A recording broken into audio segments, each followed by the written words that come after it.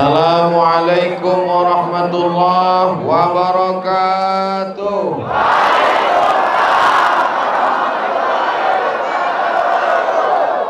Alhamdulillahi rabbil alamin. Wassalatu wassalamu ala sayyidina Muhammadin wa ala alihi wa sahbihi wa man tabi'ahu ila yaumiddin. Rabbi shrah li sadri wa yassir li amri wahlul 'uqdatam min lisani yafqahu qawli.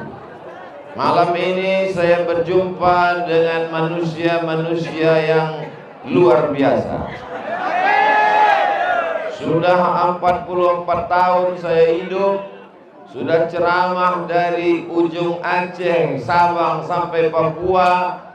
Baru disinilah ada orang yang bisa memagar dunia ini. Bukan cuma lapangan sepak bola yang dia pasang pagar, bukan cuma rumah yang dipagarnya, alam ini pun dipagarnya juga. Pagar alam namanya. Mudah-mudahan kita semua termasuk diakui sebagai umat Nabi Muhammad SAW. Yang sama terlambat Rasulullah. Ulang sekali lagi.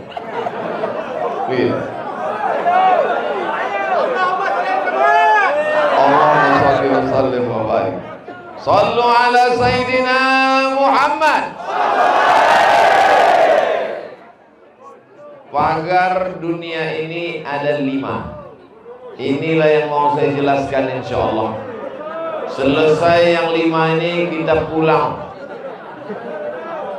Kenapa saya jelaskan begini? Supaya yang berdesak-desakan, yang kakinya terjepit, yang kepanasan tak bisa keluar, dia bertanya dalam hati, kapanlah Ustaz ini selesai bercakap? InsyaAllah selesai saya jelaskan 5 pagar ini, selesailah insyaAllah. Amin. Yang pertama, pagar dunia ini adalah adlul umara, pemimpin yang adil dan amanah. Mudah-mudahan Pak Wali kita pemimpin yang adil dan amanah. Beliau ingin supaya saya tidak diganggu orang, supaya saya berpagar. Maka dikasihnya tadi pisau. Apa namanya pisau itu Pak Wali? Kudu. Kudu betelu. Ya. Tadi itu saya tengok gambarnya di internet. Mau saya tanya di manalah berjual pisau ini. Dari penginapan ke masjid cuma 10 menit tak sampai. Keinginan untuk punya pisau itu tadi di penginapan, dapat di masjid. Begitulah cepatnya doa terkabul di pagar alam.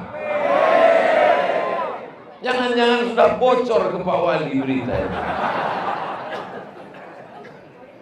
Kalau ada seorang yang soleh, baik, laki-laki, kebaikannya hanya untuk anak dan istrinya saja.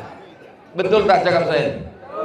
Ada laki-laki yang baik di rumah, kebaikannya itu hanya untuk dia dan istrinya saja. Apakah mau istrinya itu berbagi dengan yang lain? Yang menjawab laki-laki pula. Dia tahu istrinya menengok dari atas. Tapi kalau satu daerah pemimpinnya adil, baik, soleh, amanah, insya Allah satu kota mendapatkannya. Maka Bapak Ibu setiap selesai sholat, di sujud terakhir, bangun malam, doakan kepada Allah supaya pemimpin kita hatinya dicondongkan Allah untuk menolong agamanya.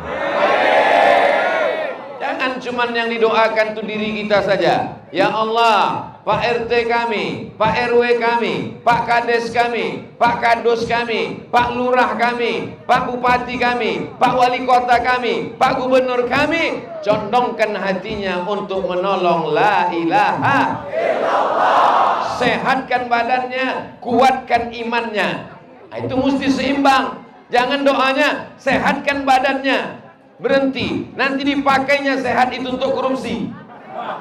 Sehatkan badannya, kuatkan. Seandainya doamu makbul, tapi doanya cuma satu, jangan minta suami yang soleh. Seandainya doamu makbul, tapi doa itu makbul cuma satu, jangan minta anak yang soleh. Karena yang dapat menikmatinya hanya engkau saja. Tapi mintalah pemimpin yang adil dan tahap apa itu? Insya Allah kalau kita baik, maka Allah akan berikan pemimpin-pemimpin yang baik-baik. Orangnya suka ke masjid, suka maulid, suka pengajian, maka dia akan memilih orang yang suka ke masjid, suka maulid, dan suka pengajian. Hanya pencurilah yang akan memilih pemimpinnya maling. Betul? Hanya orang yang mabuklah yang akan mencari pemimpin yang satu mazhab dengan dia. Mazhabnya namanya mazhab sakau. Hanya pelakorlah yang akan memilih pemimpinnya, ketua Dharma Wanitanya, ketua PKK-nya yang satu selera dengan dia. Betul? Itulah pentingnya orang-orang yang memilih. Kenapa? Karena pemimpin kita tidak lagi kita pada masa kerajaan apa namanya yang hebat di Sumatera Selatan? Saya ngetes aja. Ingat tak orang ini? Akhirnya kita pun bisa. Saya bisa datang ke pagar alam ini, tentu ada izin dari pemimpin. Kalau tidak ada izin, mana saya berani datang? Kenapa dia? Ini baliho ini cantik. Ini warnanya sesuai warna partai itu apa?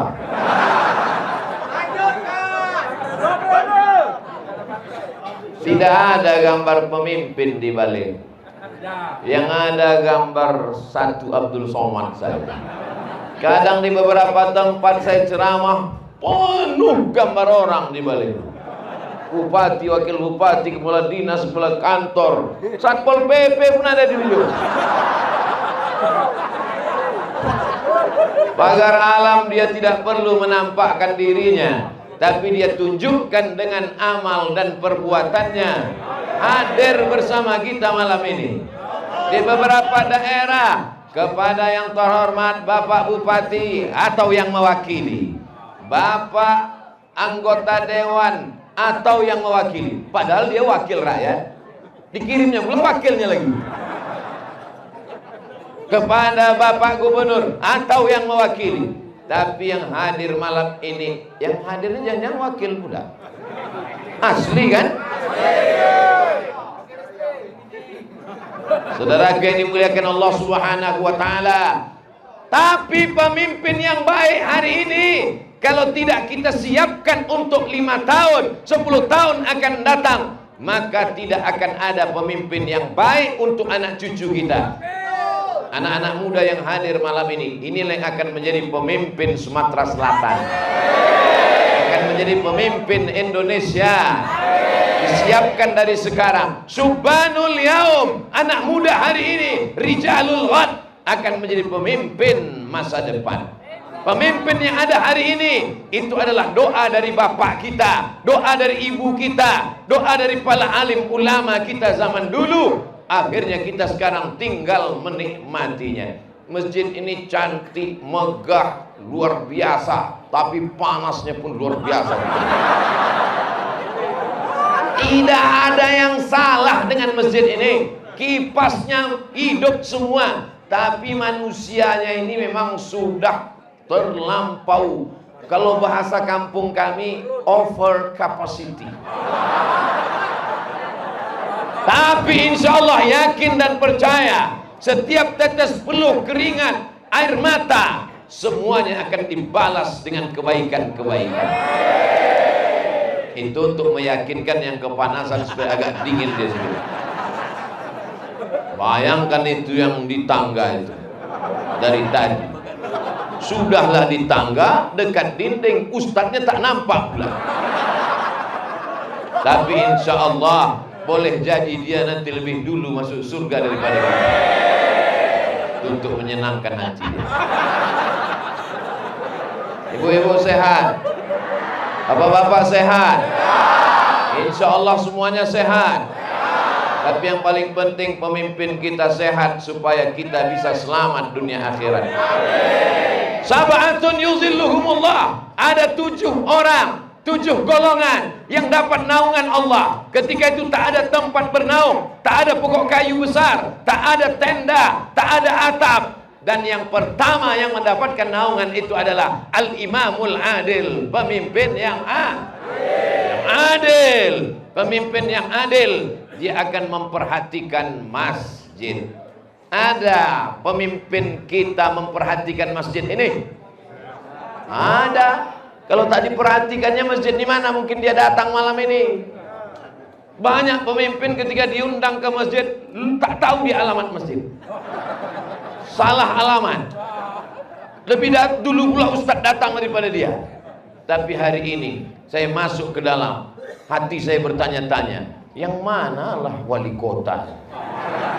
Pakaiannya sama dengan kita semuanya, tak ada nampak kelebihan dari yang lain.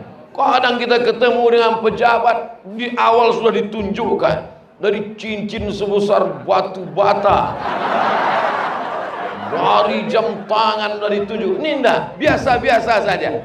Sama ketika Nabi Muhammad SAW hijrah bersama Abu Bakar Siddiq. Ketika itu mereka tidak bisa membedakan yang mana Nabi Muhammad, yang mana Abu Bakar Siddiq. Kenapa?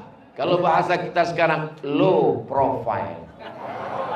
Low profile, berpenampilan seperti orang biasa. Low bed, habis baterai. Ternyata begitu penampilan orang-orang yang memagari dunia bernama negeri pagar alam. Hai saudara-saudaraku yang ada di Riau, saudara-saudaraku yang ada di Aceh, saudaraku yang ada di Makassar, saudaraku yang ada di Banjarmasin, saudaraku yang ada di Papua. Kalau kalian tidak ingin mati penasaran, datanglah ke pagar alam. Alamnya indah. Begitu saya tadi tegak, Masya Allah, macam berada di depan laptop. Kenapa Ustaz katakan depan laptop? Menghijau di bawah, membiru di atas, seperti wallpaper laptop. Hijau, biru. Saya lama terpikir, di manalah aku pernah menengok pemandangan macam ini. Hijau, biru, gunung, kebun teh. Luar biasa, kebun teh. Sudah ditengok kebun teh berkali-kali. Barulah tahu rupanya teh yang diminum merah selama ini, rupanya daunnya hijau. Tanahnya subur, langitnya cerah, udaranya jangan lagi tanya. Saya sengaja cari browsing di internet. Saya akan pergi kemana? Pagar alam, www.google.com, pagar alam, enter, langsung ditunjukkannya. Ini Palembang, ini pagar alam, 7 jam. 7 jam. Begitu naik mobil, tertidur, terbangun, sampai di Lahat. Ditanya saya sama Habib Mahdi, gimana perjalanannya? Tertidur saya Habib. Sampai di Lahat. Lama saya sudah menyampaikan ceramah kepada jamaah. Tuntunlah ilmu dari Buayan ke, sudah sampai ke Lahat. Lanjutkan lagi perjalanan Ustaz Somad. Tidak lama lagi nanti kita akan sampai. Begitu naik mobil, tertidur lagi. Di situ dikatakan, ini tinggi, di atas bukit. Memang betul, berputar naik ke atas, membelok naik ke atas, naik. Bayangan saya, bagaimanalah nenek moyang orang pagar alam bisa sampai kemana? Berarti kita ini sekarang sedang di puncak bukit, tinggi, hampir ke langit. berarti doa kita lebih makbul. Lebih dekat ke langit. Doa kita lebih dekat ke langit. Tapi jangan lupa, azab juga tak terlalu jauh. Lagi yang dimuliakan Allah Subhanahu wa taala. Nanti setelah Anda sampai di pagar alam, bukit cerah, bersih, dan di sana akan merasakan cuaca yang sangat dingin. Saya buka kaca, saya keluarkan tangan saya, lebih dingin di luar daripada di dalam. Memang dingin. Begitu dihidupkan keran air, mau mandi, saya hidupkan lama biar supaya terasa air panas. Tak panas-panas. Kalau mau merasakan sensasi mandi air kulkas, datanglah ke pagar alam. Segar bugar. Jadi kalau ada orang bertanya, kenapa Ustadz nampak saya segar bugar? Kenapa tak segar? Mata menengok yang hijau-hijau. Saking kan hijaunya di pagar alam ini, sampai kain yang di dalam masjid pun hijau. Luar biasa. Dan kata Imam Abu Hamid Al-Ghazali, kalau mau mata kita lama tahan, maka sering-seringlah menengok warna hijau. Itu maka pintu masjid hijau, atapnya hijau, kainnya hijau. Tapi kalau bersedekah pakai duit warna hijau. Sorban tuan guru hijau, peci jamaah hijau. Ini menunjukkan mereka memang orang-orang yang berilmu. Ini poin yang pertama. Pagar dunia ini. Kenapa mesti ada pagarnya? Maka ada ungkapan, jangan sampai kita seperti pagar makan dulu. Pagar makan tanaman itu dulu. Sekarang pagar makan tanah lapang. Kenapa rumah mesti dipagar? Supaya jangan masuk pencuri maling. Kenapa kebun mesti dipagar? Supaya jangan masuk ternak orang ke dalamnya. Dimakannya daun ubi kita. Habis. Kenapa masjid mesti dipagar? Supaya jangan sampai masuk COVID ke dalam. Ini masjidnya bebas COVID.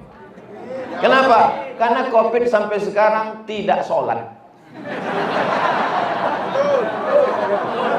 Maka insya Allah dipagarin. Maka pagar dunia ini yang pertama adalah pemimpin yang adil. Habis 20 menit.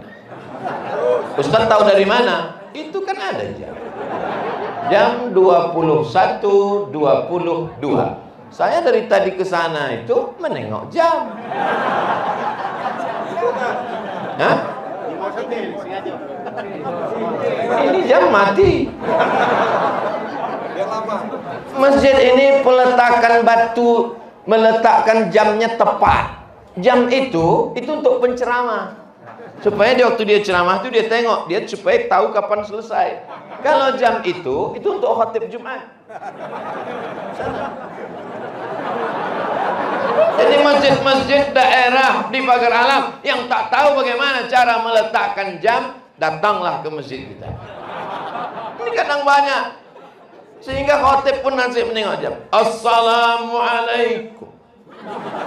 Mati pula jamnya yang ditangkap.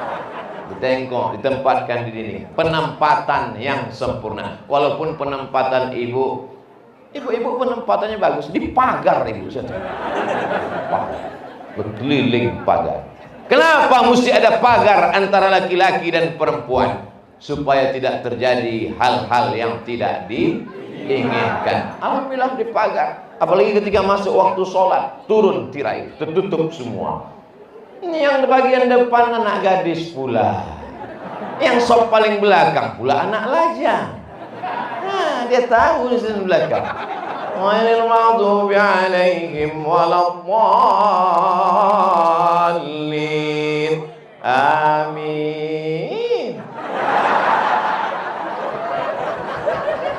Bukan itu guna pagar itu. Makanya sebaik sop laki-laki yang paling depan. Sebaik sop laki-laki yang paling depan. Sebaik-baik sop perempuan yang paling belakang. Kalau tidak ada pagar. Tapi kalau ada pagar, tertutup. Pagar itu tinggi supaya tak nampak mata laki-laki menengok perempuan. Ini di sebagian tempat dipasang pula pagar rendah. Macam mau main tenis meja. Ini sudah bagus. Ini sudah bagus. Ini waktu sedang sholat tutup. Nanti ketika sedang pengajian singkapkan. Kenapa? Karena jamaah itu mau menengok ustadznya. Ditengoknya. Oh, ini ustadz yang selama ini kami tengok di YouTube itu. Kami tengok di YouTube itu nampaknya tua. Kok muda gitu. Makanya handphone tuh diganti. Bukan salah ustadznya.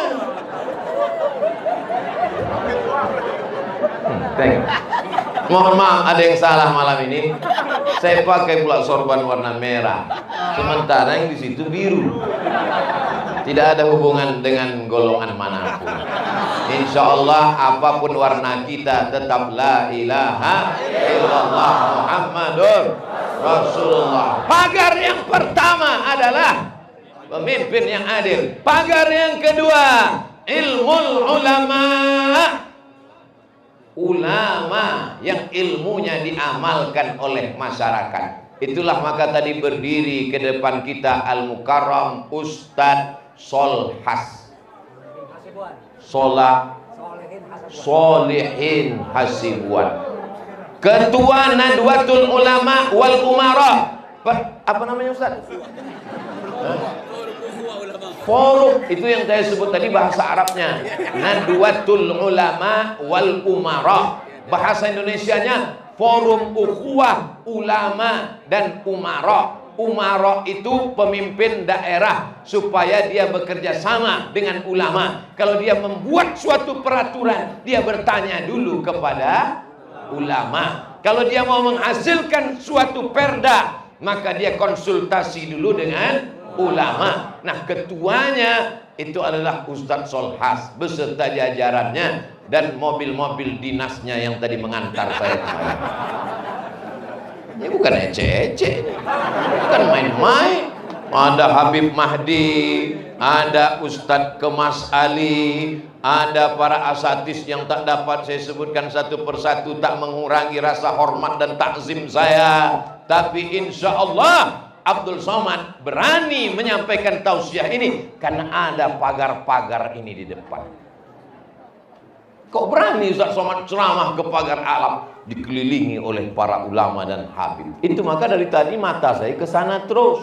Karena kalau mata saya kemari, saya grogi. Ini ulama-ulama kita. Ustaz Solhas jauh umurnya dari saya. Saya masih masuk SD, dia udah tamat Gontor. Tahulah bahasa Arab orang Gontor. Di Gontor tuh bahasanya bahasa Arab, bahasa Inggris, bahasa Arab. Sampai lupa dia bahasa Batak. Biasa. Habib Mahdi, jangan tanya lagi. Habib Mahdi belajarnya di Yaman, Tarim, Hadramaut, negerinya para wali Allah. Ya Tarim wa ahlaha. Benteng kita masih ada. Yang satu mewarisi ilmu Nabi Muhammad SAW. Yang satu mewarisi darah Nabi Muhammad SAW. Wali-wali, Habib-habib yang paling banyak di Sumatera ini, dari ujung Sumatera Aceh sampai ke Lampung, Aceh, Sumatera Utara, Riau, Sumatera Barat, Jambi, Lampung, Bengkulu. Wali-wali, Habib-habib yang paling banyak adalah di Sumatera Selatan. Tapi jangan lupa, nabi-nabi juga paling banyak di Arab. Fir'aun juga di Arab. Fir'aun di Mesir. Jangan bangga kalau sering ke rumah kita dokter spesialis. Ustadz Somad, Ustadz selalu kemana? Saya puskesmas. Puskesmas dokter umum. Rumah saya hebat. Ada dokter spesialis jantung, ada dokter spesialis tulang, ada dokter spesialis darah. Itu berarti di rumah itu kena penyakit komplikasi. Tapi kita tidak dengan demikian. Mereka diturunkan Allah kemari. Mereka datang ke negeri ini. Pastilah setelah mereka mendapatkan bisyarah, mendapatkan ilham, Akhirnya nenek moyang kita bersyahadat, asyhadu an la ilaha illallah wa asyhadu anna muhammadan rasulullah. Khiyarukum fil jahiliyah, khiyarukum fil islam. Sebelum Islam datang, dia yang paling hebat. Sebelum Islam datang, dia yang punya kerajaan. Sebelum Islam datang, dia yang berkuasa. Setelah Islam datang, dia juga dipilih tempatnya para habaib dan para ulama. Di mana itu? Inilah dia Sumatera Selatan. Ini Ustaz Somad mentang-mentang ceramah di Sumatera Selatan ngomongnya gitu terus. Sekarang saya tanya, di manalah kerajaan Melayu yang paling tua di dunia ini? Sriwijaya. Setelah dari Sriwijaya barulah pindah ke kerajaan Melayu namanya Tumasik. Apa namanya? Tumasik. Kalau saya tanya orang anak kecil, kita tanya, tahu kok kerajaan Melayu Tumasik di mana? Entah. Tumasik itu sekarang menjadi Singapura. Singapura itulah Tumasik, bukan Yang paling tua Sriwijaya. Setelah selesai Sriwijaya, barulah Tumasik. Hancur Tumasik karena berperang. Setelah itu raja dari Tumasik pergi. Setelah dia pergi mendapatkan satu tanah yang cocok. Tanah itu, itulah kerajaan tertua nomor 3. Namanya Malaka. Malaka itu di Malaysia. Hancur Malaka, diserang oleh Portugal. Portugal itu negara, bukan persatuan orang tua gatal. Di Eropa, Portugis, diserang mereka Malaka, hancur Malaka. Barulah pecah kerajaan-kerajaan Melayu kecil. Itulah sekarang kerajaan Johor, kerajaan Selangor, kerajaan-kerajaan yang ada di Semenanjung. Lalu kemudian yang ada di Riau, kerajaan Siak Sri Indrapura, kerajaan Indragiri. Itu adalah belakangan. Yang tua, apa maksudnya? Sebelum Islam datang, dia punya kerajaan. Sebelum Islam datang, dia punya kekuasaan. Setelah Islam datang, dia pun juga punya ulama, punya habaib. Maka kita jaga supaya negeri ini tetap banyak para alim ulamanya. Jangan cuma amin, anak-anak masukkan ke pesantren. Anak kau sekolah di mana? SMP negeri. Balik jam 12. Habis tuh main game online. Anak kau di mana? SMP plus. Pakai celana pendek, pakai rok pendek, rambutnya tak bertutup. Anak kau di mana? SMP. Ada yang salah dengan SMP? Tak salah. Silakan ijazahnya SMP. Tapi dia tetap pondok pesantren. Satu-satunya benteng pertahanan. Kepala anak kita dirusak dengan narkoba, sabu-sabu, macam-macam namanya. Saya sebetulnya hafal namanya nih. Cuma nanti kalau saya sebutkan curiga pula anak muda nih. Jangan-jangan Ustaz ini makai juga gitu dia. Minum khamar, mabuk, sakau, ganja, pacaran, LGBT, segala yang merusak ini, yang menjadi pagarnya adalah pondok pesantren, karena di sana mereka belajar dengan para alim ulama dan habaib. Yang sudah memasukkan anaknya ke pesantren, alhamdulillah. Yang belum memasukkan, insya Allah. Yang sudah ku kasih tahu tak juga mau memasukkan anaknya, inna takbirlah 4 kali sholat jenazah. Anakmu masih hidup, nyawanya masih ada, tapi ruhnya sudah mati. Kenapa? Karena sabu-sabu, karena narkoba, otaknya sudah dirusak. Liberal, sekuler, komunis, ateis, pluralisme. Tidak penting agamamu apa, tidak penting kau sholat, tak penting akidah. Yang penting baik, guys. Dalam Islam tidak cukup sekedar baik. Karena kalau sekedar baik, maka Abu Bakar Siddiq adalah laki-laki paling baik. Tapi kebaikannya mesti disempurnakan dengan syahadat. Asyhadu an la ilaha illallah wa asyhadu anna Muhammadan. Ulama-ulama inilah yang akan terus dididik, mendidik, dididik dia menjadi ulama. dan dia mendidik kita menjadi orang-orang yang takut kepada Allah. Siapa itu ulama? Ulama adalah pewaris para nabi. Apa sifatnya? Innama yakhshallaha min ibadihil ulama. Ciri-cirinya takutnya hanya kepada Allah Subhanahu wa ta'ala. Insyaallah kalau kita dididik oleh para ulama, jadi polisi dia akan menjadi polisi yang takut kepada Allah. Amin. Jadi tentara dia akan menjadi tentara yang takut hanya kepada Allah. Amin. Jadi pilot dia akan menjadi pilot. Apa pilot nih Pak Ustadz? Pilot itu supir, cuman di atas. Kalau di bawah supir truk, kalau di atas namanya pilot. Makanya kalau ada supir di bawah asik main klakson aja, tem, buka kaca bilang, kau jadi pilot aja biar tak ada macet di atas. Kenapalah jamaah ini bisa datang melimpah ruah ramai? Jawabannya satu, karena mereka adalah hasil didikan para ulama. Abdul Somad, kau jangan kegeeran dulu. Jangan kau sangka ini adalah jamaahmu. Kau baru pertama kali datang kemari. Pertama kali kan? Baru pertama kali Abdul Somad datang ke Pagar Alam. Kenapa mereka semua datang? Karena mereka tiap hari mendengarkan ceramah guru-guru mereka. Andai guru-guru, ustadz-ustadz, habib-habib di Pagar Alam mengatakan, Abdul Somad mau datang, jangan hadiri ceramah dia. Karena dia itu adalah UAS, Ustadz ahli subhat.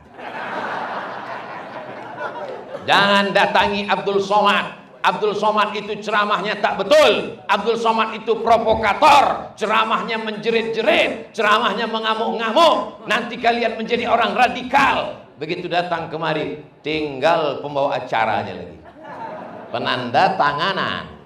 Setelah itu balik selesai. Jamaahnya mana? Jamaah tak mau datang.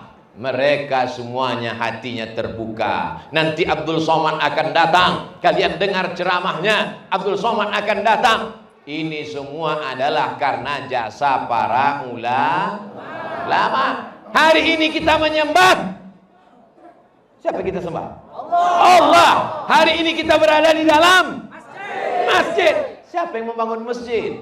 Orang kaya. Kenapa dia bangun masjid? Karena ulama. Kenapa ayah kita bersyahadat? Karena ulama. Mereka sampai ke negeri ini membawakan la ilaha illallah Muhammadun. Cari anakmu yang paling cerdas, yang otaknya paling tajam, yang matanya paling hebat, yang telinganya paling tajam udah tadi.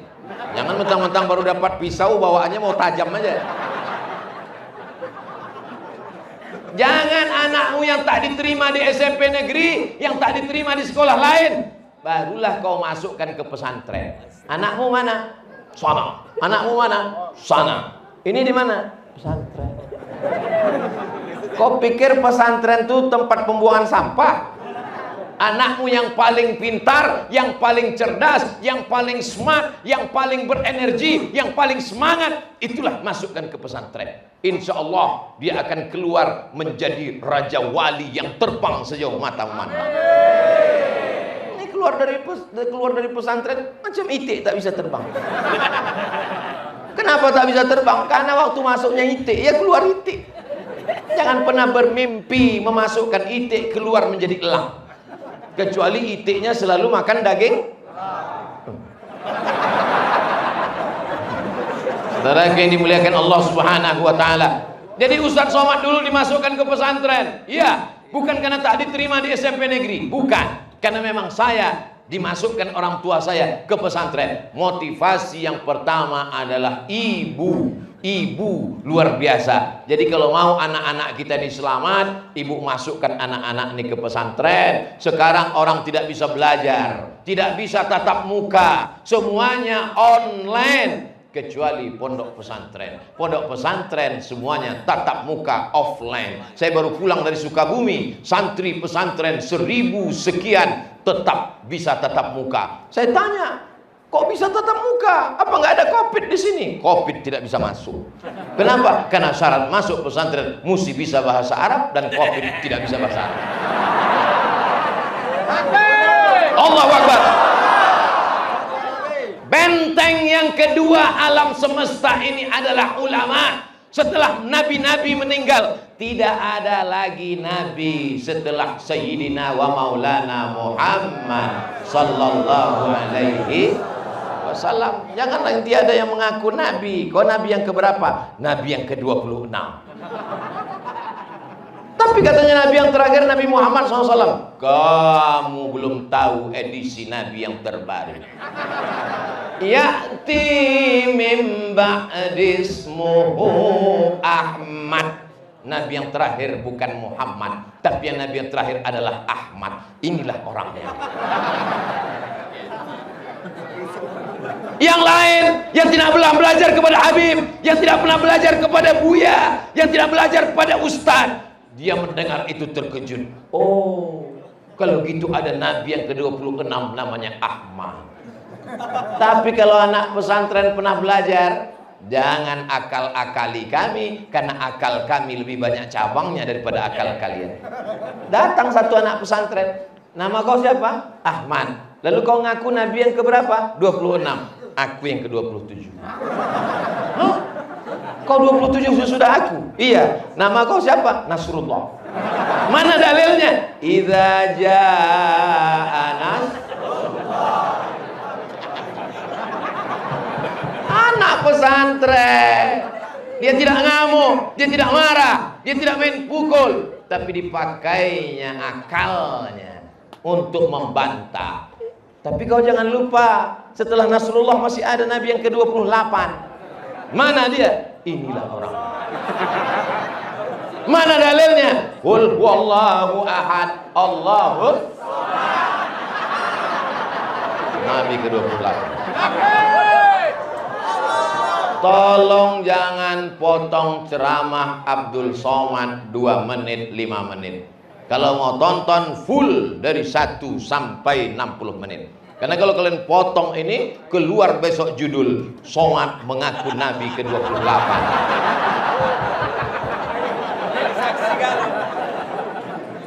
Abdul Somad mengaku Nabi yang ke-28. Disatukan pula satu sel dengan Nabi yang ke-26. Aku tinju dia di dalam. Emang Ustaz berani memukul Nabi yang ke-26? Aku tak berani, tapi di dalam itu ada orang pagar alam yang berani. Hebat dia, betul? Gak usah kita lanjutkan. Ulama menanamkan keberanian ke dalam hati. Bukan ulama yang hanya mentertawakan agama, bukan ulama yang hanya menakut-nakuti akhirat, tapi dia mengatakan selama kau hidup kau mesti memperjuangkan la ilaha illallah Muhammadun Rasulullah. Siapa yang mengisi pengajian-pengajian kita? Siapa yang berani berdiri di atas mimbar itu kalau bukan ulama yang menyampaikan khutbah Jumat? Hari ini tak hari Jumat. Seumur-umur saya hidup, baru inilah menengok di atas mimbar bisa 5 orang. Biasanya 1 orang. Allahu Akbar. Tak masalah, tak apa-apa, tak ada larangan, tak boleh duduk di atas mimbar. Sedang ceramah tausiah. Yang tak boleh itu pas hari Jumat naik berlima, itu tak boleh. Saudara yang dimuliakan Allah Subhanahu wa taala, pagar kita adalah ulama. 2 pagar sudah dijelaskan Abdul Somad. Pagar kiri umara, pagar kanan ulama, pagar depan adalah syabab, anak-anakmu, anak muda. Ini kalau diadakan sensus, diperiksa ini satu-satu, saya yakin dan percaya hitung secara keseluruhan, ini lebih banyak anak muda daripada orang tua. Bisa dihitung. Kenapa tuh anak muda, orang tua, anak muda, orang tua, orang tua. Allahu Akbar. Anak muda di sana pacaran, anak muda di sana nongkrong, anak muda di sana sabu, anak muda di sana ganja, anak muda di sana LGBT, badannya berotot tapi lemah gemulai. Tapi anak muda di pagar alam, mereka membentengi masjid. dari mulai depan saat mobil masuk saya tengok anak muda. Cuma dalam hati saya kok nggak ada anak gadis. Ternyata anak muda, laki-laki, perempuan di pagar alam tidak bercampur aduk. Tuh di atas. Saya tadi pas duduk di samping Pak Wali. Sallallahu ala Muhammad marhaba. Sallallahu alaihi wasallam marhaba. Kenapa kita berdiri? Karena menghormati, memuliakan Nabi Muhammad sallallahu alaihi wasallam. Saya tengok Pak Wali berdiri, saya tengok, saya pun berdiri. Lama-lama mata saya naik ke atas. Tengok, perempuan semua. Rupanya mereka sudah siap kameranya, menunggu kapan mata Ustaz ini ke atas. Begitu ke atas, langsunglah cahaya.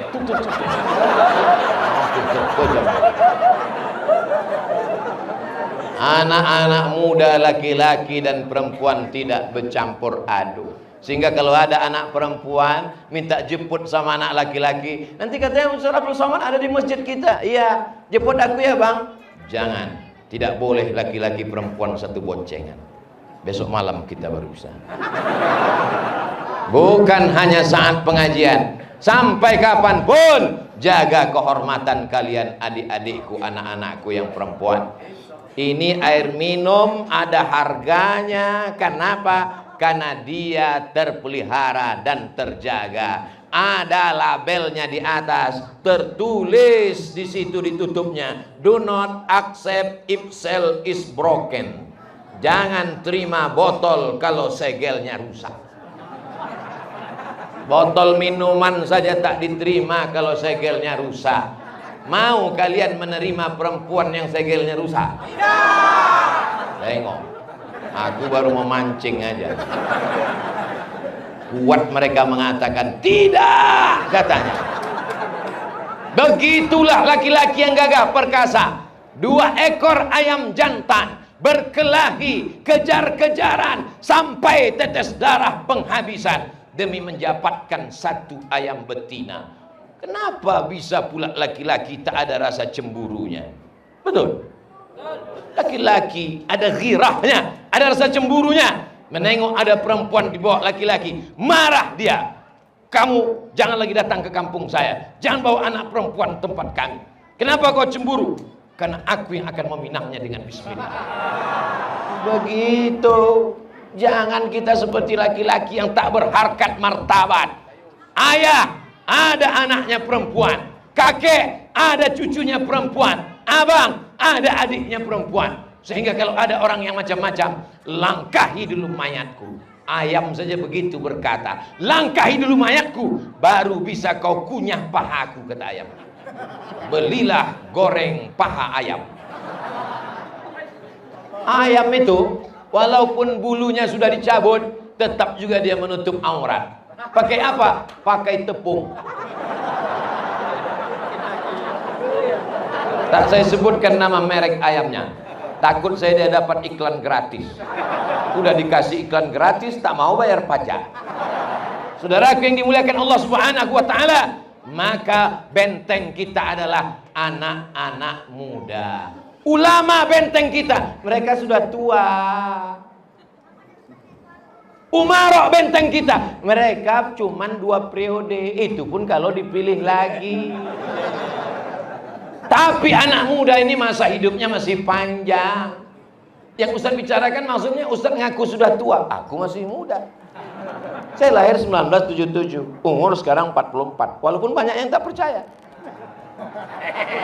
Bolak balik saya mengatakan, saya ini 44. Oh enggak, Ustaz 24, kata dia. Umur itu bukan kapan kita lahir.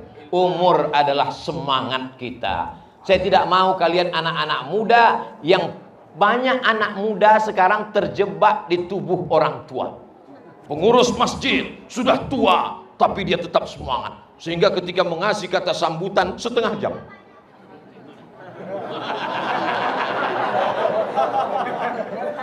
Bapak RT, Bapak RW semangat walaupun sudah tua, saking semangatnya tak mau ganti-ganti. Tapi saya tidak mau kalian menjadi orang jompo yang terjebak di tubuh anak muda. Umur kau berapa? 17 tahun. Bawaannya letoy, lesu, mau mati aja. Kalau ada anak muda begini, kalian kasih kain kapan. Jahitkan kain kapan. Apa ini kain kapan? Untuk apa? Biar kami kuburkan kau cepat-cepat. Saudaraku yang dimuliakan Allah Subhanahu wa taala, anak-anak muda kita akan menjadi harapan masa depan. Jangan rusak anak muda kita dengan makanan haram, Pak. Siap? Ibu, jangan kasih anak mudamu makan haram. Rusak otaknya, binasa dia. Berikan dia pendidikan yang baik, nasihati dia. Ibu mesti rewel, ibu mesti cerewet, ibu mesti bertanya. Kau sedang di mana? Mau kemana? Sedang apa? Jalan sama siapa? Pulang jam berapa? Ini kadang ibu-ibu ini cerewet sama suaminya. Anaknya dibiarkannya. Suaminya takut betul dia dilarikan pelakor. Suami itu tak perlu dijaga, tak ada orang mau sama dia, udah lapuk. Tapi anak-anak muda inilah yang perlu kita awasi terus. Tapi melihat malam ini, saya tak ragu sedikit pun dengan anak muda di pagar alam. Kenapa? Karena mereka insya Allah orang-orang yang terdidik dengan pendidikan masjid. Di antara 7 golongan yang dapat naungan itu, kata Nabi, sabun, anak muda, nasya'a fi ibadatillah, yang tumbuh dalam beribadah kepada Allah Subhanahu wa taala. Muhammad Al-Fatih menguasai Konstantinopel. Berapa umurnya? 19, 20, 21. Menurut berbagai riwayat, ada yang menyebut 19, ada yang menyebut 20, ada yang menyebut 21. Usamah bin Zaid diangkat menjadi panglima perang 18 tahun. Usamah 18 tahun panglima perang. Muhammad Al-Fatih menguasai Konstantinopel, Turki sekarang 19, 20, 21. Kau berapa umurmu? 20, Pak Ustaz. Apa yang sedang kau kuasai? Anak tetangga.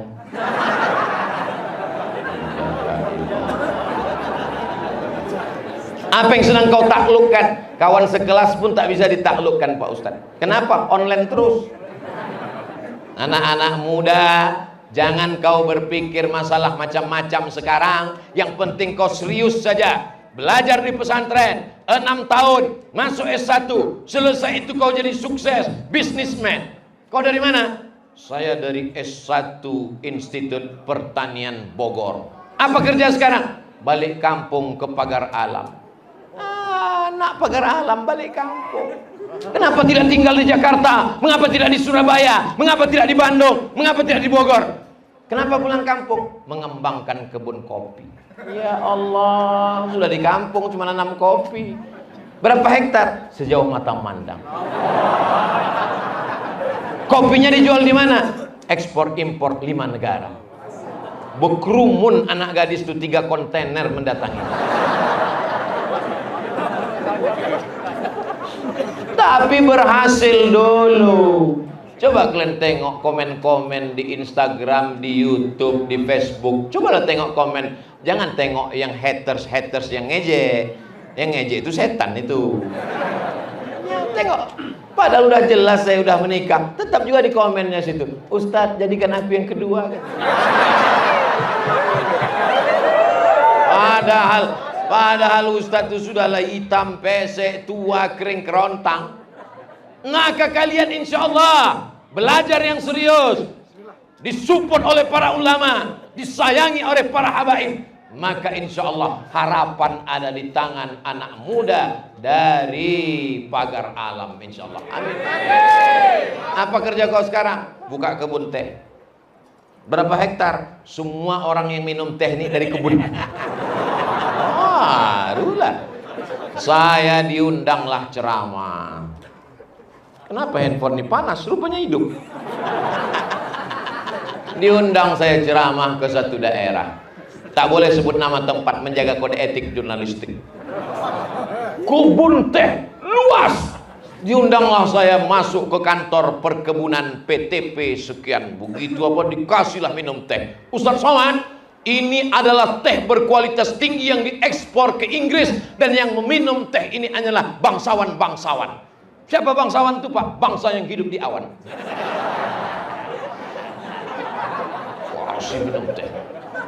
Saya tengok warnanya putih, bening, jernih. Cuma saya tak nanya, tak mungkin saya tanya, ini teh apa? Nampak betul kita bodoh kan? Jadi saya pura-pura tak tahu aja, saya nggak tahu. Kasihnya minum. Silakan dicoba tehnya Pak Ustaz. Saya minum lah. Bismillah. Saya minum. Dalam hati saya tak ada rasanya. Lama-lama karena saya tak tahan, saya tanya juga, kenapa teh di rumah saya merah? Kata dia, ini teh yang diambil dari pucuk yang paling atas dipilih satu-satu. Sedangkan yang merah itu dipotong pakai mesin potong rumput. Wah, dalam hati saya, rupanya yang ku minum selama ini yang kelas paling bawah. Menyesal pula saya bertanya. Sejak itu tak mau lagi saya bertanya. Kalau ada acara saya diam aja. Kenapa? Masa profesor bertanya? Jadi saya mau kalian menjadi anak muda yang mengembangkan tanah pagar alam. Tak perlu jauh kemana-mana. Kalian kembangkan. Kalian kualitas.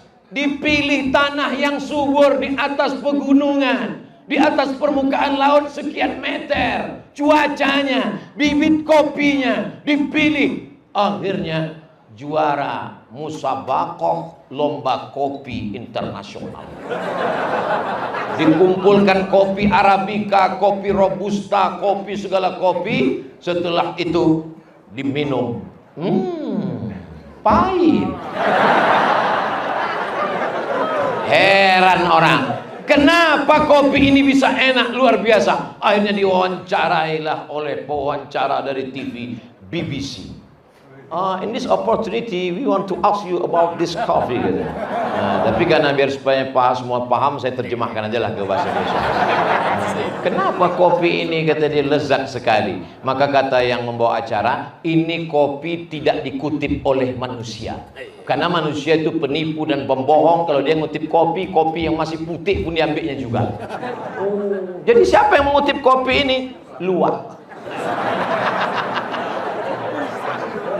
Karena luwak tidak mungkin mengambil kopi yang tidak matang.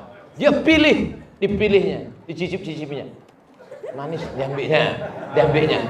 Lalu kenapa kopi ini enak? Setelah dipilih, dia tidak langsung ditumbuk, tapi melewati fermentasi di dalam perut. Setelah melewati, semua yang fermentasi pasti enak. Mau tahu? Cobalah gali tanah. Setelah itu dapat batang ubi. Di bawahnya ada umbi-umbian. Coba potong, kunyahlah ubi itu. Tak enak, tapi coba difermentasi agak 3 malam. Enaknya luar biasa. Apa namanya? Tape ubi. Pulut. Pulang dari sini, pergi ke toko tempat jual pulut. Ambil pulut, masukkan ke mulut. Kunyahlah pulut itu. Terasa beras. Tapi kalau dibiarkan fermentasi, enaknya luar biasa. Manis. Apa namanya? Tapi begitu juga lah kopi setelah masuk ke dalam tempat fermentasi. Besok pagi keluar kopi itu bulat-bulat. Ditumbuk, diminum. Satu gelasnya $100. $100 kali 14.500. Tapi karena kita udah lama kenal, kita genapkan aja lah 15.000. Satu gelasnya 1,5 juta. Kalau kita bawa kawan, besok ku ajak kau minum kopi yang paling enak, yang fermentasi itu ya, 1,5 juta berdua. Iya, tiba-tiba datang 3 orang yang kenalan juga, mau ikut, menangis kita di situ. Membayangkan berapa juta lah duit ini. Ikhtilaf ulama tentang kopi yang dimakan oleh luwak tadi. Apakah kopi ini haram atau halal? Kira-kira kopi ini halal atau haram? Yang ikhtilaf ini ulama, bukan jamaah. Kata ulama yang satu, kopi yang dimakan oleh luwak tadi halal. Kenapa? Karena kopi itu ada kulit arinya, penjaga macam balonnya, sehingga kita dia ditelan. Sedangkan luwak itu hanya mengunyah-ngunyah kulitnya saja, macam permen karet. Telannya. maka kulit arinya tidak mengelupas. Setelah itu besok dia keluar dari belakang, dicuci, maka dia tidak najis. Itulah fatwa yang mengatakan kopi itu halal karena tidak najis. Susah saya membayangkannya Pak Ustadz, kok bisa dia tidak najis? Oke, saya kasih contoh lain. Apa itu? Gajah Thailand makan durian. Gajah Thailand masuk ke dalam hutan, ditengoknya ada durian. Gajah nalurinya tajam. Kalau durian ini aku kunyah, tersangkut durinya di gigi. Akhirnya dibalut-balutkannya pakai lalang. Setelah dibalutnya dengan lalang, lalu kemudian ditelannya bulat-bulat. Besok pagi keluar bulat-bulat. Itulah durian yang paling lezat di dunia. Karena setelah melewati fermentasi, keluar besok pagi, berubah namanya tempoyak.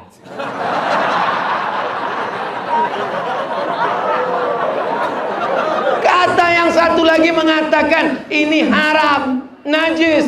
Kenapa najis?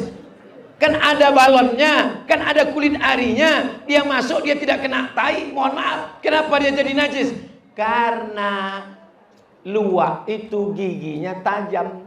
Salah satu taring luwak melukai kulit ari, sehingga ketika kulit arinya bercampur dengan najis, maka dia menjadi mutanajis. Siapa yang bisa meneliti itu? Yang bisa meneliti itu adalah anak-anak pagar alam lulus dari Institut Pertanian Bogor, tapi dia juga mengerti ilmu usul fikih karena belajar di pondok pesantren.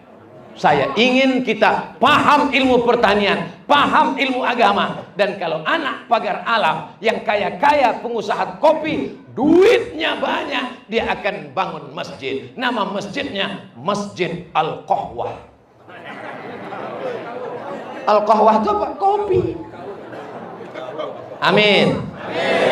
Inilah yang diharapkan ke depan. Cepat betul jam ini. Tadi mulai jam 9, udah jam 10. Pagar yang diceritakan baru 3. Pagar yang pertama umara, pagar yang kedua ulama, pagar yang ketiga anak muda. Udah hidup lampu hijau. Pagar yang keempat adalah al-aghniya, orang kaya. Ini bukti orang pagar alam nih kaya-kaya. Mana buktinya orang pagar alam kaya? Masjidnya bisa cantik megah 2 lantai, lampunya luar biasa. Ini lampu ini, orang kalau pertama masuk ke masjid menengok lampu ini macam nengok kucing. Luar biasa. Orang untuk membuat keramik di lantai pun payah, semen kasar. Tapi cobalah tengok masjid pagar alam, sampai dinding-dindingnya pun berkeramik. Orang membuat masjid 1 lantai, di depan jalan menampung pakai baskom, minta duit 2000 perak.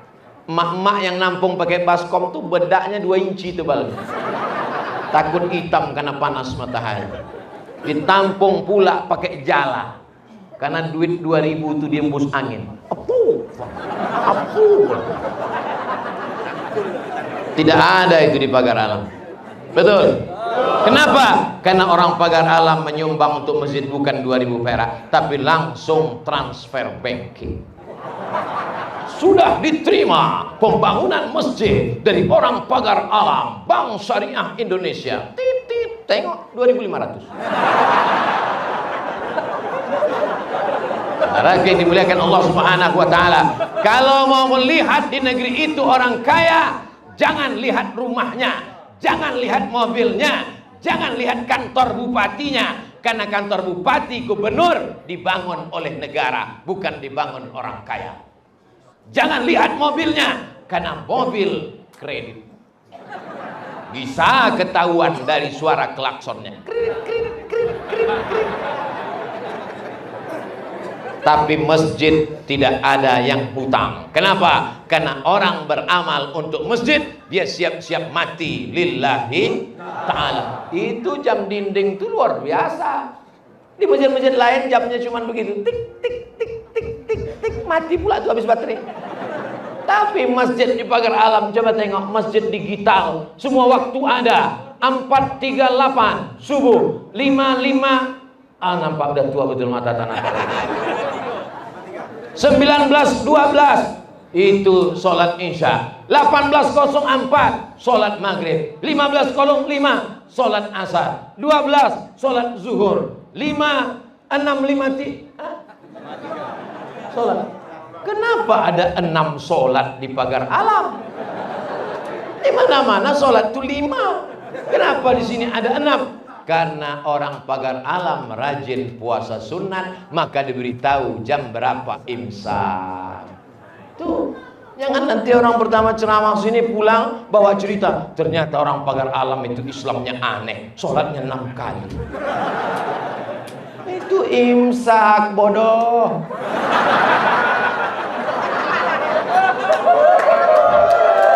Walaupun masjidnya bagus, walaupun di dalamnya ada lampu yang mahal, walaupun di dalamnya ada jam yang mahal, tapi dindingnya tidak pakai terali besi. Menunjukkan apa? Pencurinya tidak kuat. Aman. Aman. Ada di beberapa masjid kadang kita sholat, Ustaz Somad, di sini masjid ini tidak ada pencurinya. Kenapa? Karena keliling ini pencuri semua. Maka pencuri-pencuri yang lain takut masuk kemari Pak Ustaz. Tapi di pagar alam insya Allah tidak. Maka orang-orang kaya inilah yang mesti kita budidayakan. Orang kaya ini sudah hampir punah. Orang kaya yang pelit banyak. Orang kaya yang bakhil bin kedekut bin pelit bin bakhil bin medit banyak. Tapi kalau ada orang kaya yang dermawan, ini kita doakan supaya dia beranak pinak banyak. Kalau istrinya 1 kita doakan 3. Tengoklah Bu, tengoklah Bu, mereka termakan pancingan. Belum lagi kaya, baru mendoakan orang kaya aja semangatnya udah luar biasa. Mestinya tadi waktu aku bilang doakan 3, diam kalian semua. Jadi ibu itu senang mendengar tadi amin, bawanya pulang aja lah kita. Langsung mereka berbisik, pulang aja lah kita, ustaznya tak ada doa. Kata yang satu lagi, tak usah lagi kita pulang, payah parkir macet. Di sini aja kita sampai selesai. Sini aja kita sampai selesai. Tadi ku dengar dari panitia katanya akan ada pembagian kue kotak ini katanya. Allahu Akbar. Ya Allah, bukakan pintu rezeki untuk orang pagar alam. Kalau rezeki kami masih tergantung di atas, turunkan ke tanah pagar alam. Kalau masih tersembunyi dalam tanah, naikkan ke pagar alam. Kalau masih ada di tengah yang jauh, dekatkan ke pagar alam. Kalau sulit, mudahkan ya Allah.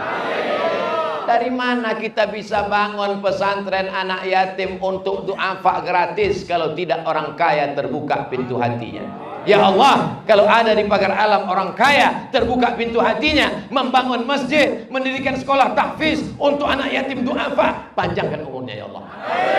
Kalau ada yang pelit, bakhil, kedekut, tak mau keluar duitnya, matikan cepat ya Allah. Boleh doakan cepat mati, bukakan pintu hatinya supaya dapat hidayah. Itu, ini main cepat aja, amin. Karena kalau dia kaya, mati, duitnya itu tidak sampai ke masjid, diambil sama istrinya. Istrinya pula punya banyak dapat duit, dicarinya berondong manis. Tapi kalau kita doakan dia dermawan, bersedekah dia, dibangunnya masjid, dibangunnya pesantren, diwakafkannya tanah. Setelah itu ya Allah, kalau mau mati, matilah. At-tajir, orang kaya, pedagang. As-saduq, jujur. Al-amin, amanah. Mati dia, ma'an nabiin, dia akan bersama dengan para nabi. Was-siddiqin, bersama siddiqin. Was-syuhada, bersama orang mati syahid. Was-sholihin, bersama orang-orang yang soleh. Itulah hebatnya orang kaya. Jadi jangan kita mau dibohongi. Jamaah sekalian, marilah kita mendekatkan diri kepada Allah. Harta ini hanya akan melalaikan kita. Akhirnya jamaah tidak lagi mengurus kebun kopi. Kebun kopi, kebun sawit, kebun karen, ruko ditinggalkannya. Aku sudah tobat Pak Ustaz. Ruko bapak mana? Udah kuserahkan tak kemana-mana. Kebun kopi bapak kuserahkan keluar semuanya. Jadi bapak apa kerja sekarang? Aku menunggu malaikat maut aja Pak Ustaz. Ini salah. Silakan kau jaga tokomu, silakan kau buka ruko, tapi kalau sudah berkumandang azan, hayya 'alas shalah, segeralah datang ke masjid. Boleh jadi itu panggilan azan terakhir yang kau sambut dengan sholat. Kalau matamu terbuka di tengah malam, kau lihat masih ada istrimu, sholatlah. Kalau matamu terbuka di tengah malam, kau lihat masih ada jam dinding, sholatlah. Kalau kau buka matamu di tengah malam, kau lihat TV masih hidup, cari remote, matikan. Kalau kau buka matamu di tengah malam, handphonemu masih ada, bersyukurlah. Sampai masanya nanti kau buka matamu di tengah malam, gelap, yang ada pertanyaan, marabbuka. Saat itu barulah kau sadar. Kau pegang ujung kainmu, ternyata tak lagi ada jahitannya. Gelap, tak nampak. Kau pegang ujung, ternyata tak ada lagi kancingnya. Ternyata ujungnya tak berjahit. Sadarlah engkau bahwa kau sudah berada di alam. Sadarlah. Di masjid tak boleh nyala. Janganlah mau disanjung-sanjung. Engkau digelar manusia agung. Sadar diri tahu diuntung. Jasad terbujur keranda.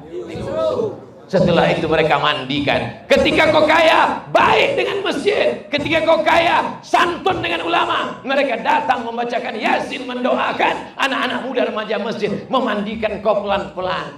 Disiramkannya air, tidak langsung ke kulitmu, tapi disiramkannya ke tangan, supaya airnya tak jatuh keras menimpa badanmu. Tapi kalau kau sombong, bakhil, angkuh, diambilnya semprotan dorsmil. Inilah yang kaya, yang sombong dulu kan. Dibuatnya kau macam mobil keluar dari lumpur off-road.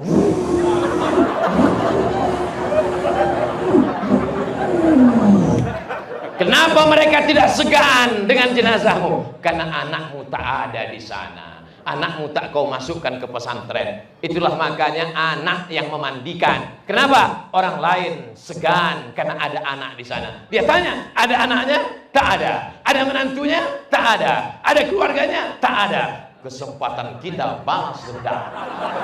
Diambilnya brus WC, dicucukkannya ke hidung. Ini yang sombong dulu. Mampus kau. Akhirnya mereka menggulungmu dengan kain kapan. Setelah digulung, lalu kemudian kau diletakkan di liang lahan. Dibuka kain, dibuka penutup wajahmu, ditempelkan hidungmu ke dinding liang lahan. Akhirnya yang kau cium hanyalah tanah, diciptakan dari tanah. Selama hidup sibuk mengurus tanah, asik ke kantor badan pertanahan. Akhirnya kau hanya menjadi santapan cacing tanah. Tapi ada tanah yang dulu kau wakafkan. Sampai malam ini semua yang bertasbih, bertahmid, bertakbir, bertahlil, pahala semua orang yang di masjid ini mengalir kepada orang yang mewakafkan tanah masjid ini. Masjid apa namanya? Masjid Agung. Masjid Agung. Handphone siapa bunyi? Nanti dibuatkan aturan, siapa yang handphonenya berbunyi di masjid, wakafkan. Karena kalau cuma ditulis Anda sedang berada di masjid, tolong disilentkan, tak mempan lagi. Dulu kalau orang sedang sholat dia katakan, luruskan shaf, matikan handphone, tak mempan lagi. Nanti imam akan berubah, luruskan shaf, handphone yang berbunyi segera wakafkan, petugas sudah siap. Amin. Saudara yang dimuliakan Allah, handphone tidak mengganggu orang sholat. Kenapa? Bunyi handphonenya waktu berbunyi sedang sholat. Salatullah, salamullah. Orang di sebelah tak terganggu. Yang satu lagi pula berbunyi handphonenya, Maulaya salli wa sallim iman abada. Orang sholat tidak terganggu. Handphonenya kenapa tak mati-mati? Berbunyi satu lagi, Raqat aynaya syauqan Orang tak terganggu. Tapi adalah pula handphone orang masuk masjid. Begitu berbunyi, what can I do? Oh. Tak tahu dia di dalam masjid tak boleh menyanyi. Namanya handphonenya apa? Smartphone. Handphonenya cerdas, tapi yang punya bodoh. Maka insya Allah kita akan selamatkan. Orang-orang kaya ini selamat kalau dia dekat dengan ulama, dekat dengan pengajian, dekat dengan masjid, dekat dengan pemimpin yang adil dan amanah. Benteng kita supaya selamat dari segala orang-orang kaya. Berhasilkah dakwah Islam tanpa orang kaya? Berhasil, karena Allah innama amruhu iza arada syai'an ayaqula lahu kun. Tapi jangan lupa, ada Utsman bin Affan, ada Sa'ad bin Rabi', ada Abdurrahman bin Auf, ada Suhaib Ar-Rumi. Ada orang-orang kaya yang luar biasa. Ya Allah, perbanyaklah orang-orang kaya di pagar alam. Ulama sudah, umara sudah, anak muda sudah, orang kaya sudah, anak muda, anak kecil sudah, orang kaya sudah. Biar mudah ngapalnya, jari ini ada simbol-simbolnya. Ini anak muda, kecil dia. Kecil. Kalau anak muda besar, kelebihan gizi. Ini orang kaya. Ini jari orang kaya. Kenapa? Karena cincin letaknya di sini. Makanya Ustaz itu kalau sedang ceramah, orang kaya. Orang kaya. Rupanya dia mau menunjukkan cincin baru dapat. Orang kaya. Lalu kemudian ulama. Ini ulama. Kenapa ini ulama? Karena dia berada di tengah. Dia tak miring ke kanan, tak miring ke kiri. Tidak dia lihat jamaah, mentang-mentang jamaah ini kaya. Oh, ramah. Ustadz boleh saya bertanya? Silakan. Tapi kalau ada orang miskin nanya, Ustadz boleh bertanya? Waktu udah habis, pulang. Bukan ulama. Dia tak pilih kasih. Assalamualaikum Ustadz. Waalaikumsalam. Ini ada undangan dari Masjid Agung. Iya, insya Allah saya datang. Ini ada dari musola Pak Ustadz. Setelah habis jalan aspal, jalan tanah, habis itu BC, lampunya 5 watt. Oh, penuh saya jadwal. Ini ulama, dia di tengah, dia tak berpihak, dia menyuarakan la ilaha illallah Muhammadun Rasulullah. Anak muda sudah, orang kaya sudah, ulama sudah. Nih penguasa, penguasa itu kenapa? Memang dia suka menunjuk-nunjuk. Tengoknya ada masjid belum selesai, selesaikan. Selesai apa tak selesai? Selesai. Pas dia naik mobil, terantuk kepalanya. Ada lubang ini. Berhenti. Nampaknya ada jalan. PU mana kepala dinas PU? Selesaikan. Selesai. Gunakanlah selagi telunjuk itu masih laku.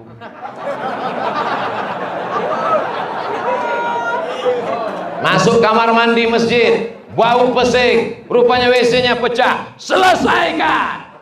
Jangan setelah pensiun barulah mau menunjuk. Itu pun udah menggeletar dah. Selesaikan. Setika telunjuk masih gagah, masih diakui orang, pakailah telunjuk. Inilah telunjuk yang paling beruntung. Ustaz, janganlah pakai tangan kiri Pak Ustaz. Oke, pakai tangan kanan. Tapi kalau kanan tak pula ada cincinnya. Anak muda ada, orang kaya ada, ulama ada, penguasa yang telunjuknya masih laku ada. Ustaz Somad, saya terinspirasi dengan ceramah Ustaz. Apa yang saya bisa bantu? Bapak sekarang jabatan apa? Udah pensiun, Pak. Bapak balik ke rumah baca Yasin ya, Pak. Yang pensiun jangan tersinggung. Saya nasihatkan jangan tersinggung. Soalnya nanti kalau tersinggung balik mati. Yang lebih parahnya lagi, sudah pensiun pun tak ke masjid. Sudah pensiun pun masih main gaple. Sudah pensiun pun tak sadar diri, tak tahu diuntung. Mati aja lah. Kenapa Ustadz berani ceramah begini? Sudah punya pisau. Dan macam-macam. Pisau itu saya bawa besok. Saya bawa itu besok di airport begitu ditanya, nggak boleh bawa pisaunya mana? Kutu jago nanti. Pisau. ada jari yang kelima sebagai pagar dunia ini. Alam ini dipagari oleh jari yang kelima. Siapa dia? Inilah orang yang suka diginikan. Gimana masakan mama tadi?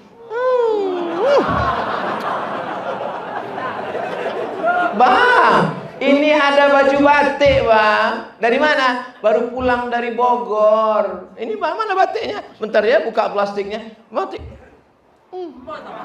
Padahal di pasar berserak-serak. Bapak mesti besarkan jiwanya. Besarkan jiwanya, besarkan badannya.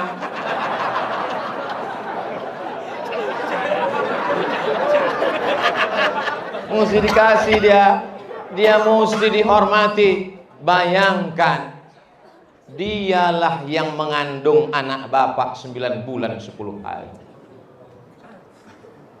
Di pagar alam mengandung masih 9 bulan 10 hari. Soalnya saya pernah ceramah, mereka lah yang mengandung anak kita 9 bulan 10 hari. Komplain jamaah, enggak Pak, di sini 3 bulan selesai. Mereka lah yang menyusukan anak bapak 2 tahun lama. Di pagar alam anak masih menyusu ke ibu. Ada di tempat lain anak-anak begitu pulang sekolah mau disambut, anaknya meluk kaleng. Rupanya dulu minum susu. Bukan kata saya. Inilah mereka yang luar biasa. Kalian luar biasa, Bu, karena mengandung 9 bulan 10 hari. Kalian luar biasa, Bu, karena sudah menyusukan anak kami 2 tahun. Kalian luar biasa, Bu. Kenapa? Karena surga di bawah tapak kaki kalian. Walaupun bekudis.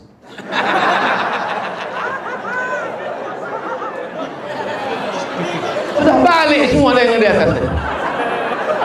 Kalian luar biasa, Bu. Kenapa? Kalianlah yang dikatakan Nabi Sallallahu Alaihi Wasallam, ketika aku masuk ke dalam surga, ku pandang ke belakang, yang kulihat adalah perempuan. Siapa yang pertama masuk Islam? Perempuan. Khadijah. Abu Bakar. Nabi pulang ke rumah jumpa Abu Bakar apa Khadijah? Khadijah duluan. Bapak-bapak sekarang yang jumpa Abu Bakar karena dia mampir warung kopi. Kalau Nabi dulu enggak, dia jumpa Khadijah. Tapi Nabi itu orangnya lembut. Khairukum, siapa orang yang paling baik? Bukan orang kaya. Siapa yang paling baik? Bukan ulama. Siapa yang paling baik? Bukan orang yang punya jabatan dan kuasa. Orang yang paling baik, khairukum khairukum li ahli, orang yang paling baik kepada istrinya. Inilah orang pagar alam yang baik ke ibu-ibu. Bang, aku mau pengajian ke masjid. Aku pergilah. Abang mau main catur dulu.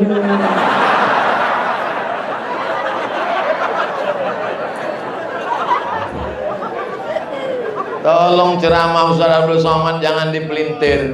Jangan gara-gara ini ibu besok bilang, Bang, aku mau pergi arisan, abang pel lantai, jaga anak, dah abang. Kenapa kau tiba-tiba berubah menyuruh-nyuruh aku? Ingat Bang, khairukum khairukum li ahli. Orang yang paling baik adalah orang yang paling baik kepada istrinya. Innama huwa jannatuki wa naruki. Ibu, surgamu, nerakamu ada pada suami-suami. Walaupun mereka tak terlalu ganteng,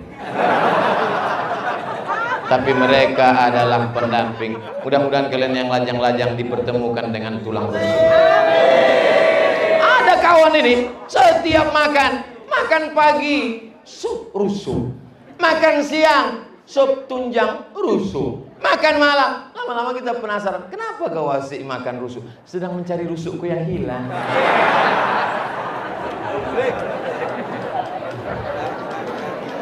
Bang, kenapa ya ruko-ruko, toko-toko mall ini berubah sejak Covid ini? Aturan-aturan banyak yang tutup, banyak yang... Kenapa ya sejak PPKN ini banyak yang berubah? Yang nggak berubah itu cuma satu, Adinda. Apa? Hatiku padamu. Pandai pula Ustaz ini sekarang. Oleh sebab itu maka insya Allah, kalau ibunya baik, ibunya tenang, ibunya berzikir, ibunya baca Yasin, anak yang di dalam juga tenang. Maka apa kata Pak Dokter SPOG, spesialis obgyn, spesialis kandungan? Ibu mesti sering-sering nonton drama Korea, biar ibu tenang.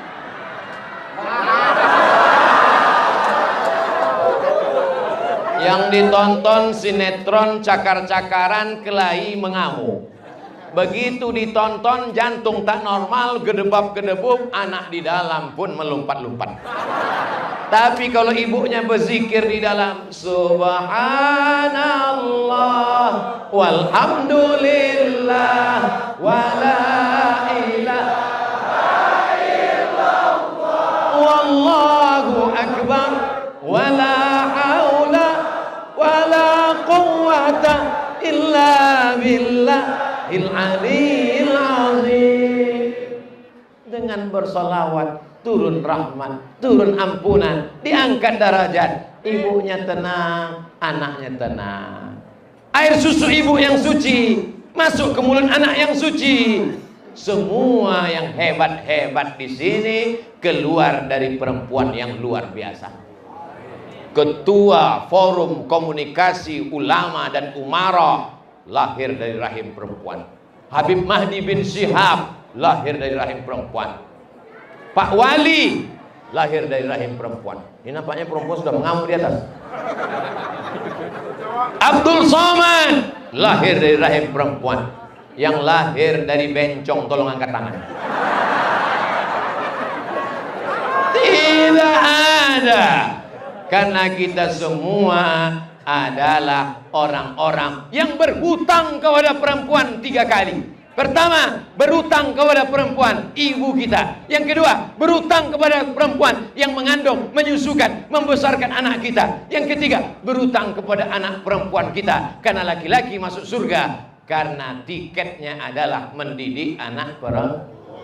Man ala salasa banatin, siapa yang membesarkan 3 anak perempuan, siapa yang membesarkan 3 anak perempuan, dididiknya dengan baik, dikasihnya makanan yang baik, diberikannya pendidikan yang baik, dinikahkannya dengan orang baik-baik, masuk surga dia. Yang sudah punya anak 3 perempuan, alhamdulillah.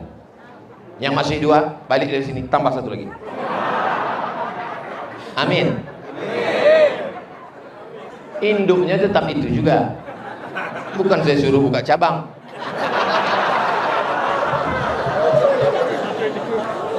Salatullah salamullah ala taha rasulillah.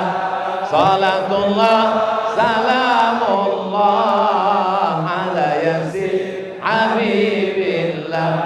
Tawassalna bismillah wa bil hadi rasulillah wa kulli mujahidin lillah bi ahlil bahri ya Allah. Pernahkah kita menghafal lagu-lagu itu? Tak pernah. Saya tak pernah saya hafal itu. Lalu kenapa kita ingat? Karena ibu kita menyanyikan itu waktu kecil. Hidup ini bagai lampu dinding yang dinyalakan di malam hari. Apabila minyak sudahlah kering, lampu pun akan padam sendiri. Begitu mak saya menyanyikan saya. Hidup ini nak macam lampu di dinding, minyaknya menyala. Kalau sudah sampai minyaknya kering, lampu itu akan mati padam sendiri. Jadi kalau ada orang mati, bukan kena COVID, karena minyaknya habis. Kalau memang kau sudah minyak sudah habis, minyak itu apa? Ajal. Kalau ajal sudah habis, dalam kelambu pun kau mati. Kalau ajal sudah habis, kamera CCTV masjid merekam orang sedang sujud, Allahu Akbar. Rupanya itulah sujud terakhir menghadap Allah Subhanahu wa taala. Mudah-mudahan kita mati dalam keadaan sujud. Bayangkan kalau mati dalam keadaan pas pukulan terakhir, kelepak bala 6. Mati. Di absen sama malaikat. Datang malaikat mengabsen. Yang mati sedang baca Quran, angkat tangan. Yang mati sedang sholat sunnah, angkat tangan. Yang mati sedang ceramah, angkat tangan. Yang mati sedang mukul bala 6.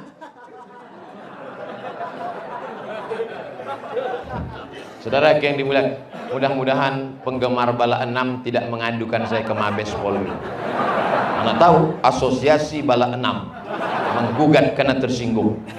Ceramah sekarang ini mengerikan, ngeri-ngeri sedap kita. Ngerinya lebih banyak daripada sedapnya. Jam 10.30 sudah. Saya mulai jam 9, jam 10.30 di mana-mana Abdul Somad ceramah 60 menit sesuai yang tertulis di botol 600 ml.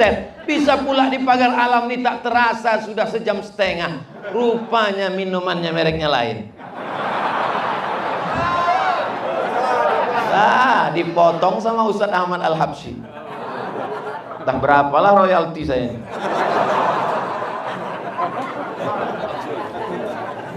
Masya Allah, disediakan orang pagar alam air minum, ditutup pula. Kita sangka teh, rupanya air putih. Bismillahirrahmanirrahim. Boleh minum? Tak boleh minum berdiri. La yashrabanna ahadukum qa'iman, janganlah kamu minum berdiri. Faman nasiya falyastaqi, kalau terlupa minum berdiri, muntahkan. Kapannya mau ceramah diminum terus?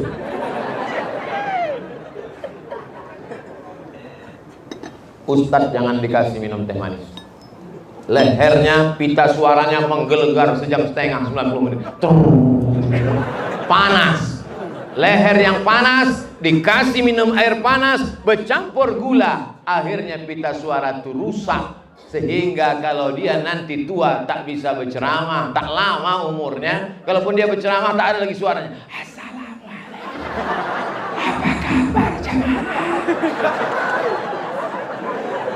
Hebatnya orang pagar alam, dia tak ingin Abdul Somad berhenti ceramah, dikasihnya air putih. Ini supaya panitia yang buat ini tak kena marah. Allahu Akbar.